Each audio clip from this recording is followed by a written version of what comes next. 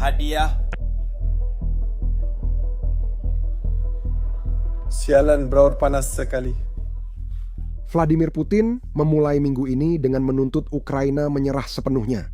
Dia bilang dia sudah selesai bernegosiasi dengan baik. Tadi malam, dia menerima jawaban yang tidak membutuhkan satu kata pun. Itu bermula dari sinyal mengerikan di stasiun radio militer Rusia. Sebuah lagu yang belum pernah disiarkan sejak runtuhnya Uni Soviet, tapi ini adalah lagu yang setiap orang Rusia tahu apa artinya. Dan kemudian, seluruh ibu kota menjadi gelap gulita. Saat ini, 600.000 orang Rusia di jantung Moskwa sedang bersiap merayakan tahun baru dalam kegelapan total. Jaringan listrik mati, kota lumpuh, dan perang secara resmi telah sampai di rumah mereka. Putin justru ingin membekukan Ukraina. Musim dingin secara resmi telah tiba di Moskwa. Jadi mari kita lihat bagaimana hal itu terjadi. Kemarin benar-benar dimulai buruk bagi Rusia, dan saya maksudkan secara harfiah. Stasiun radio Hari Kiamat Rusia tiba-tiba mulai memutar musik ini. Coba dengarkan lagu ini dan beritahu saya jika kamu mengenalinya. Jika kamu tidak mengenalnya, itu adalah Swan Lake. Lagu terkenal dari Uni Soviet yang selalu diputar setiap kali ada kabar buruk di Uni Soviet. Lagu ini digunakan saat pengumuman kematian presiden dan percobaan kudeta 1991.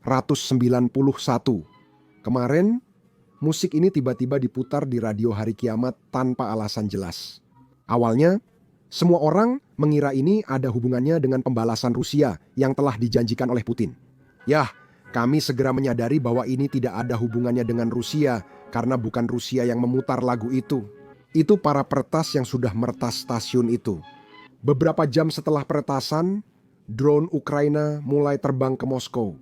Serangan itu masih berlangsung saat saya merekam video ini pada Selasa malam, sekitar 9 jam setelah dimulai. Drone-drone itu terus berdatangan, gelombang demi gelombang, tapi mari kita mulai dengan yang pertama dan lihat kerusakannya. Setelah laporan tentang gelombang drone pertama muncul, kami melihat sebuah gardu listrik Rusia di Moskow. Langsung saja, untungnya kami punya rekamannya. Silakan lihat.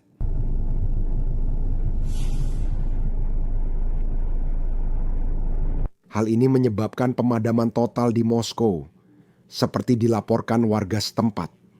Lebih dari 600.000 orang terjebak dalam kegelapan selama berjam-jam, tanpa listrik, tanpa sinyal ponsel, dan benar-benar terisolasi. Media Rusia pun tak bisa menutupi kegagalan ini karena masalahnya sangat luas. Lihat cuplikan-cuplikan dari Moskwa ini saja. Bagian ini?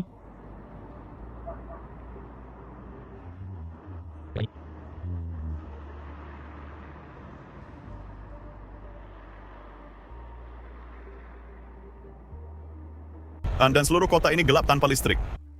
Sudah 1 jam listrik di sini padam.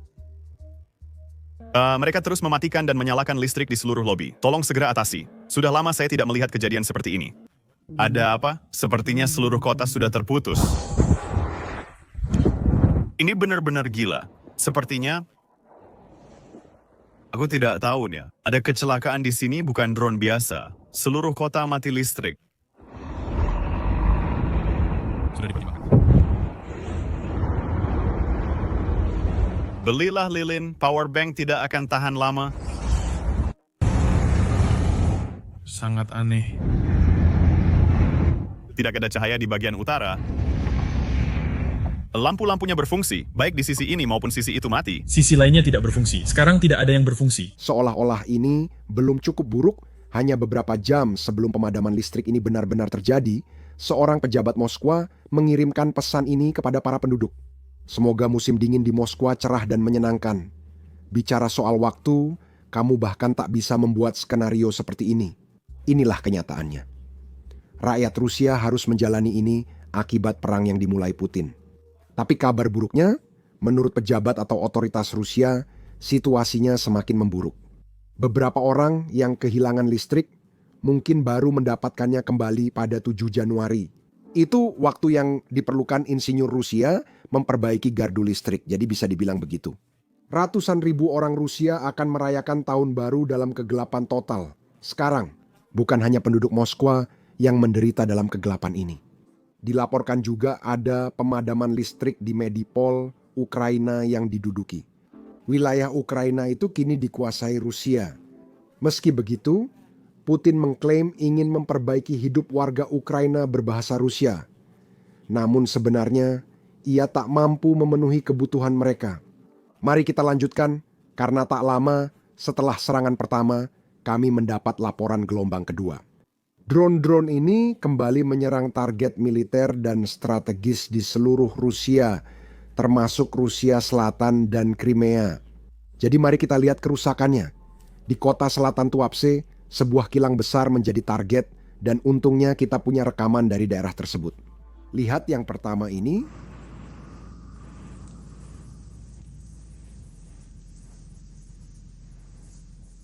Itu kilang minyak Tuapse di kota pelabuhan Tuapse.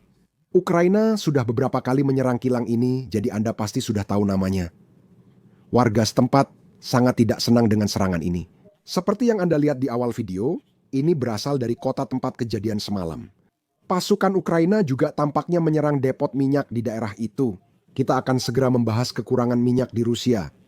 Namun, simak dulu klip berikut ini. Barang-barang ini datang ke sana dan ke sini. Mereka melewatkannya. Lalu kami mendapat laporan lain tentang gelombang drone lain yang menuju ke Rusia. Ini adalah gelombang ketiga dalam 8 atau 9 jam. Jadi malam yang penuh peristiwa bagi Rusia. Pertama, kali ini kerusakan benar-benar dilaporkan. Di wilayah Luhansk yang diduduki. Ukraina dilaporkan berhasil menghantam depot minyak di Rosneft. Berikut cuplikan serangannya.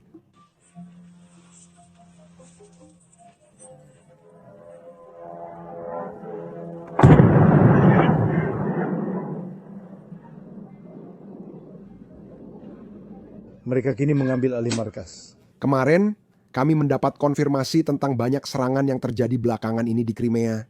Kami tidak punya rekaman serangan ini, jadi kami hanya akan bacakan laporannya. Serangan menghantam berbagai target di Crimea yang diduduki dalam beberapa hari terakhir. Pada 26 Desember, serangan drone hancurkan 450.000 liter. Tangki bahan bakar diserang. Lalu pada 28 Desember, drone menyerang fasilitas penjaga perbatasan dan radar. Sekarang, jumlah depo minyak yang diserang oleh Ukraina sebenarnya memberikan dampak yang sangat besar terhadap kehidupan sehari-hari warga Rusia biasa. Kita melihat ini lewat wawancara TikTok yang pasti juga kalian lihat di mana-mana, di mana ada seseorang yang tiba-tiba menghampiri orang di jalan dan mulai menanyakan pertanyaan-pertanyaan acak. Sekarang, untungnya, TikTok adalah salah satu platform media sosial yang tidak diblokir di Rusia karena itu adalah aplikasi dari Tiongkok. Artinya, kita bisa menonton banyak video TikTok dari Rusia dan remaja di sana pun melakukan hal serupa seperti di sini.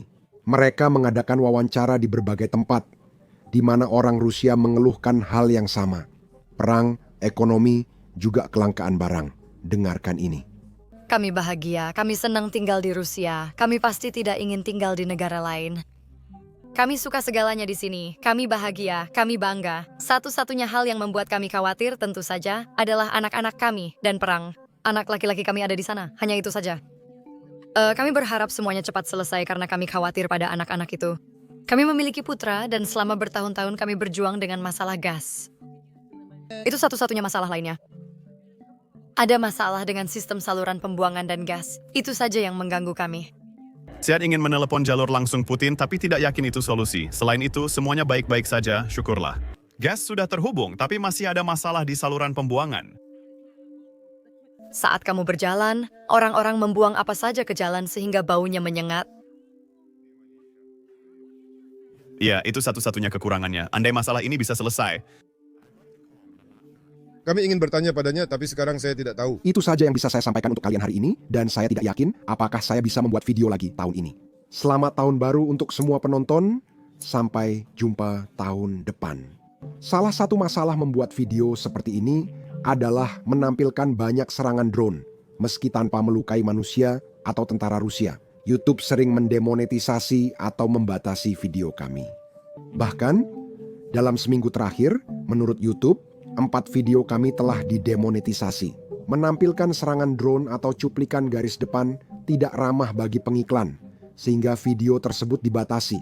Inilah kenyataan perang modern yang sedang dihadapi dan dilalui oleh warga Ukraina.